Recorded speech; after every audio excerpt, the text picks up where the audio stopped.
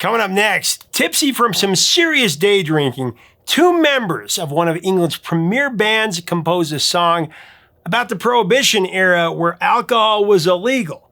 It was a rock epic that evolved into a mystery about a beautiful woman in a sexy dress. The band purposely mimicked the king of rock and roll, Elvis, his sound. They used a vocal effect to give it some pop, and it became the band's biggest hit in the States and one of the most played songs in classic rock history. But then, curiously, the band got sued for plagiarizing another song. But they didn't get sued by Elvis, who they were deliberately trying to sound like. They got sued by a rival band. Then they found out that the song was used by the FBI on their two-way wrist radios to solve crimes. You can't make this stuff up. It's a great story. Find out what happened to this band next on Professor of Rock. Hey, music junkies, Professor of Rock, always here to celebrate the greatest artists and the greatest songs of all time. You know, if you've wondered what a certain lyric or lyrics mean in a random song that you hear on the radio, this is your place. Chances are we'll get to it. Nostalgia all the time here. Make sure that you subscribe below right now by clicking the red button and click the bell so you never miss out.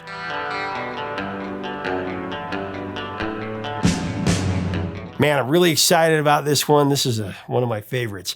One morning in June of 1971, the Hollies frontman Alan Clark met with the writing team of Roger Cook and Roger Greenway at Cook's office on Park Street in London to start a writing session. Cook and Greenway didn't just write songs.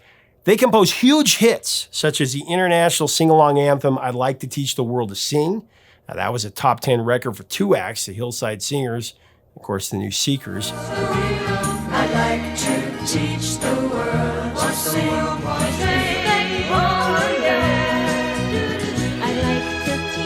As well as being used as the theme song for an iconic media campaign by the Coca-Cola Company in the 70s. I like to teach the world to sing with me. Although it had been a very fertile room for them to collaborate in the past, on this day, the inspiration wasn't flowing in Cook's office, so the guys decided to break away in the middle of the day to get some lunch, and also to have a few drinks at a nearby pub. After downing a bottle of wine and capping their lunch with a little brandy, the guys grabbed their half-empty bottle of brandy and they left the pub, returning to Cook's office to resume their writing session. Now, the boys may have been under the influence, but the alcohol didn't impair their songwriting. Actually, the liquor inadvertently provided a creative buzz, so to speak. This buzz inspired the theme of a new song in their tipsy state. They decided that it'd be fun to write a tune about bootleggers being chased by FBI agents in the backdrop of Prohibition Era New York City. Saturday night, I was downtown working for the FBI, sitting in a nest of bad men.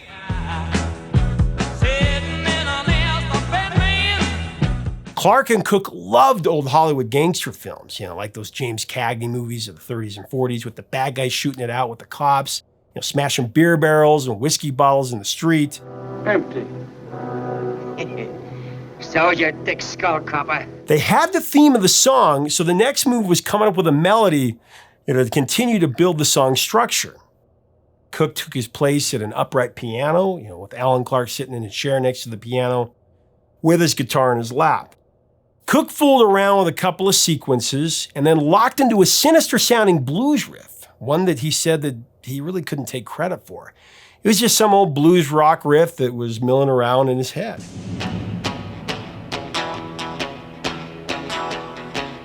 As Cook played his blues riff on the piano, Clark created the melody for the new composition with his Fender Telecaster Sunburst, along with a very simple chord sequence.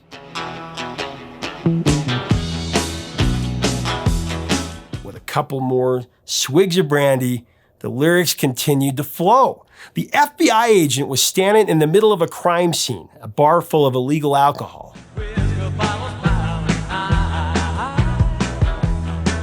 So to kick off the second verse, they purposely avoided referring to the room full of drinkers as a speakeasy, and they used the phrase bootlegging boozer.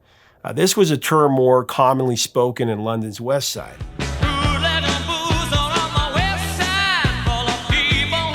Just before the jig is up, and the FBI agent phones the DA, send over agents to storm the place. The agent is jolted by a mysterious female singer that takes his breath away. And the plot takes a big turn.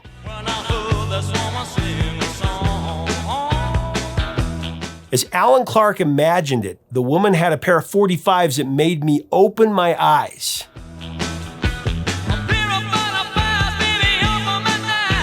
And my temperature rise.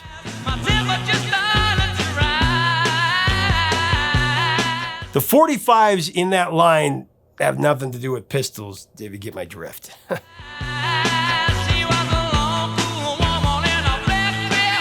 He described her height as 5'9" and her poise as beautiful tall. At that point, Alan Clark sang out the singer's defining description. She was a long, cool woman in a black dress. And when Clark sang that line, the men stopped and they looked at each other and they instantly knew that they had the perfect title for this song.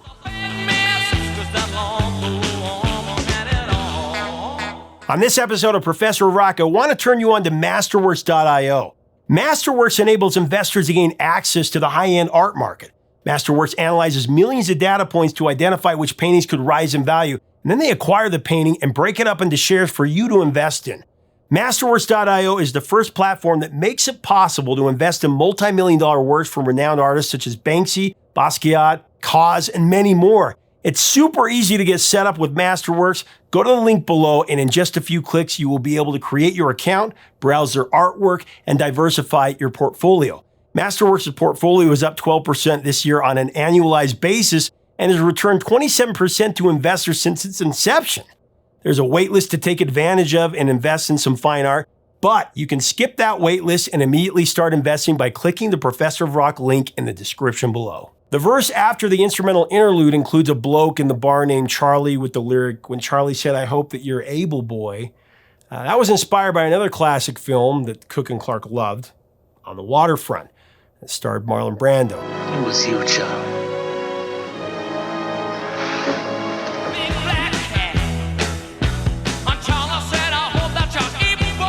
The Charlie character in that movie was the brother of Marlon Brando's character portrayed by Rod Steiger.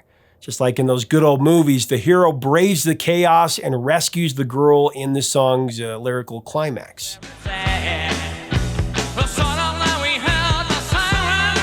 The police storm the place to arrest the bootleggers and their patrons, while our FBI protagonist straddles the line of good cop, bad cop. The DA was pumping my left hand and she was holding my right.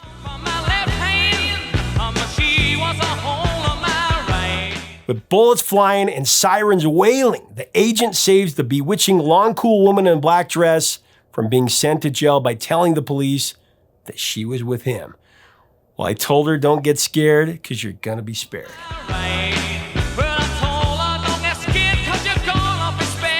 I've got to be forgiven if I want to spend my living.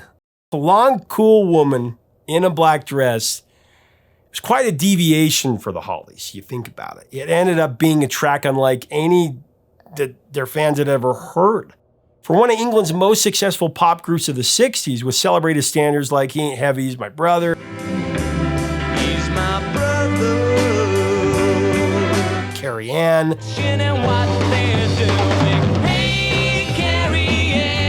I'm Alive, and of course, Bus Stop.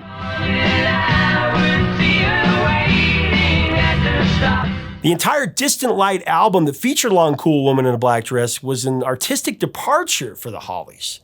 I mean, the band used saxophones, females, backing vocals, modified studio effects, and more complex arrangements that captured more of a progressive rock style. Lyrically, the album had a more serious, socially conscious tone than the Hollies' previous work, such as the anti-war message heard in the depth track Promised Land and You Know the Score.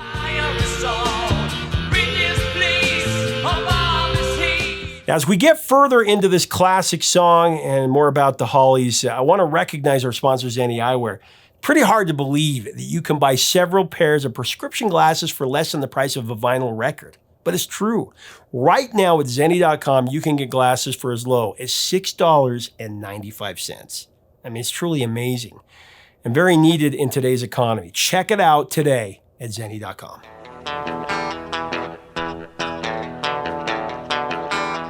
On the day the Hollies were set to record Long Cool Woman, the group's longtime record producer Ron Richards was ill and he couldn't attend, so the 4 band members ended up producing the track themselves, with the help of an unknown apprentice who assisted as engineer. Alan Clark laid down the vocal in really just a couple of takes. It wasn't his intention to sound like John Fogerty of Creedence Clearwater Revival, as many have speculated. Actually, Alan had Elvis in mind for his vocal on Long Cool Woman, which I can hear that. He specifically emulated the style executed on Mystery Train, one of the King's early tunes. Train, train. Clark put a little bit of echo on his mic when he was singing the vocal for Long Cool Woman, giving him a better gut feel for the story. I saw her head onto the table. Well, a tall walk. The engineer accentuated the effect by adding even more echo to Alan's vocal parts. The engineer also created a slight delay using 2 tapes so that Clark's vocals would slap back in a nanosecond, producing a dry echo. Hollies drummer Bobby Elliott explained that all 4 band members were Elvis worshipers from the Sun Records sessions all the way back then, so they loved the idea of incorporating what the business calls slapback echo onto the recording to evoke a throwback rockabilly spirit. Well, it took my baby, but it never will. Now later, when Richards felt better and resumed his role as the record's producer at Air Studios in London, he listened to what the band had recorded, and he quickly ordered the band to get rid of the echo. Richards was not into the echo at all, but Alan Clark dug in, and he insisted that they keep the echo on Long Cool Woman. Now, Richards eventually conceded, and the track went into the final mixing phase.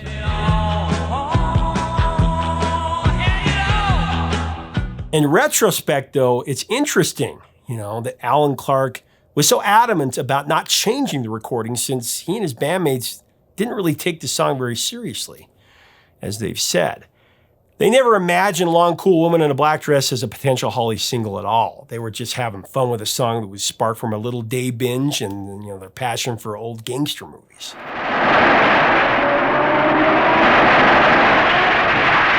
Initially, the Hollies were trying to capture more of a country rockabilly vibe for Long Cool Woman, in the vein of Jerry Reed, who had back-to-back top 10 pop crossover hits with Amos Moses in 1970 and When You're Hot, You're Hot in 1971. When you were hot, and I said thanks a lot. When you're hot, you're hot. However, as the recording process evolved into the song, it went more into a swamp rock direction, less like Jerry Reed and more akin to Creedence Clearwater Revival's hit Green River.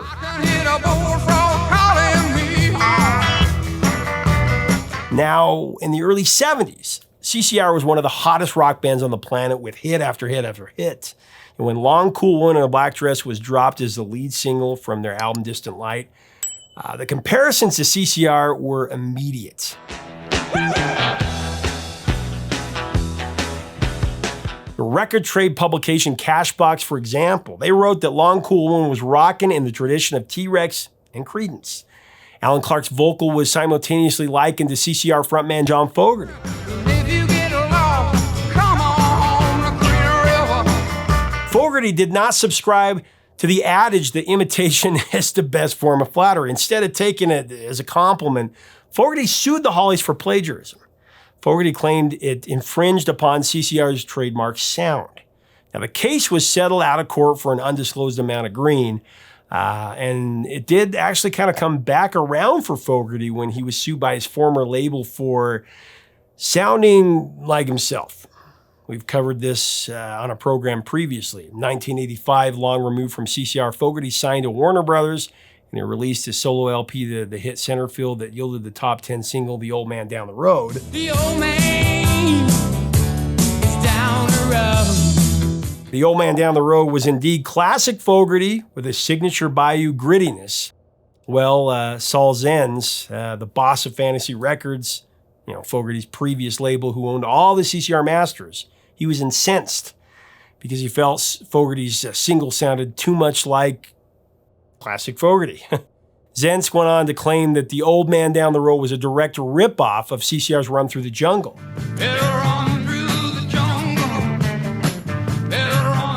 The 2 songs being analyzed under the legal microscope were both sung and written by Fogerty. Now, fortunately, Logic won over the ridiculous when the judge ruled in favor of Fogerty.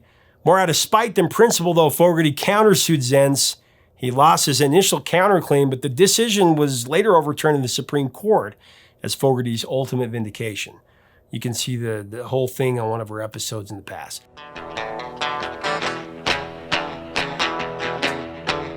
Okay, so getting back to Long Cool Woman in a Black Dress, the single was only a modest success in the Hollies' native UK. It's kind of surprising. It stalled at number 32 on the British singles chart.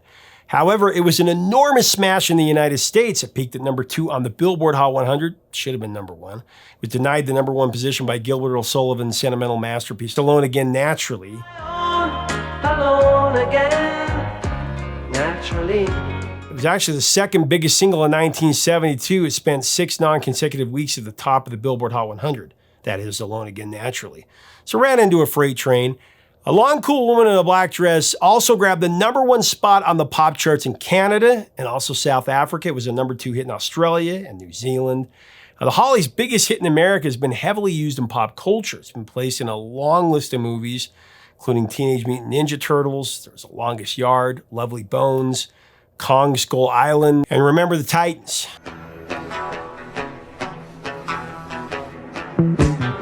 Stray Cats, Exiles, Phantom Rocker, and Slick released a version of the song in 1986. The a cappella group Rockapella put out their cover in 95, and country singer T.J. Shepherd remade the song in 97.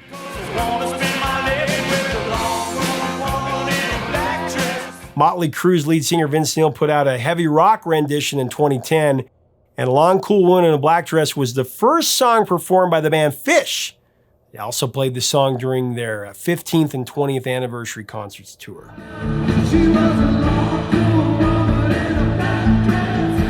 Okay, so in 2005, Roger Cook was having lunch at a meeting with the U.S. Congress. He was at the luncheon on behalf of the National Songwriters Association International. This was to urge Congress to strengthen copyright laws for songwriters and artists. Roger has the distinction of being the first British songwriter to be inducted into the Nashville Songwriters Hall of Fame. So at the luncheon, Roger was asked to sing a couple of songs that he co-wrote, including Long Cool Woman in a Black Dress. When he was finished performing, a gentleman approached Roger and flashed him a badge. The man was an FBI agent, such like the main character in Long Cool Woman. And with a big smile, the agent said to Roger, "That's our song, man." He shared with Roger that his fellow agents loved the first 2 lines of the song.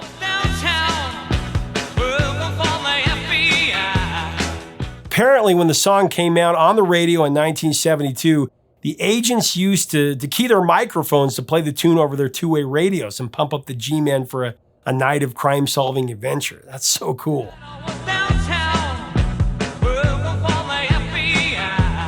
The surprising success of Long Cool Woman in a Black Dress achieved new heights in America, extending the band's popularity into the 70s, and it also brought back their lead singer and frontman. You see, Alan Clark left the Hollies after the recording of the Distant Light album, and he was making plans to launch a solo career. But when Long Cool Woman turned out to be such a huge hit, he went back to his bandmates and he asked them to rejoin the group. Still scarred after Graham Nash left the Hollies to pursue other interests in 1968, band members Tony Hicks, Terry Sylvester, Bernie Calvert, and Bobby Elliott, they were happy to take Alan back on one condition. He had to give 100% of his attention to the Hollies. Alan Clark was reinstalled as the lead singer for the Hollies, and in 1974, the band scored another worldwide smash with The Air That I Breathe. This one was written by Albert Hammond and Mike Hazelwood.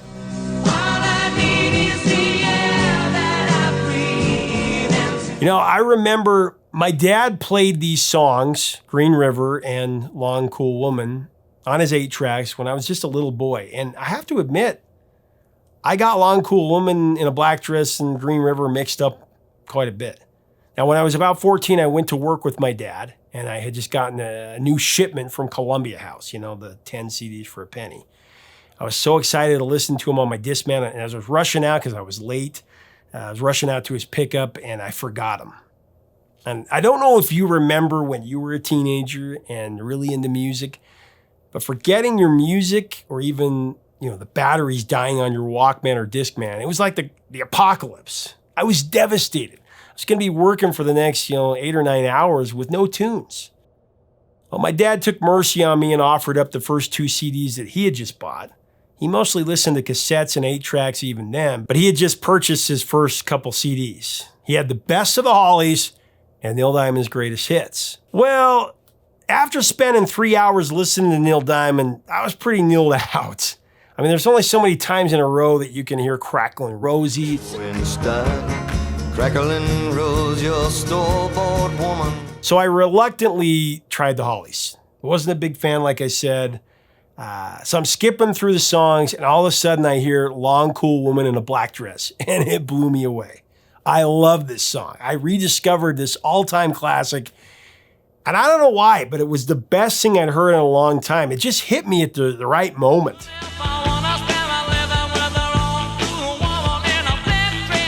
I must have played that thing like 78 times in a row, and it never got old. I'm not sure I've ever played a song that many times in a row in my life, before or since. But I've shown this song to my own kids, and they've had the same reaction. There's just something bulletproof and amazingly cool about this all-time classic.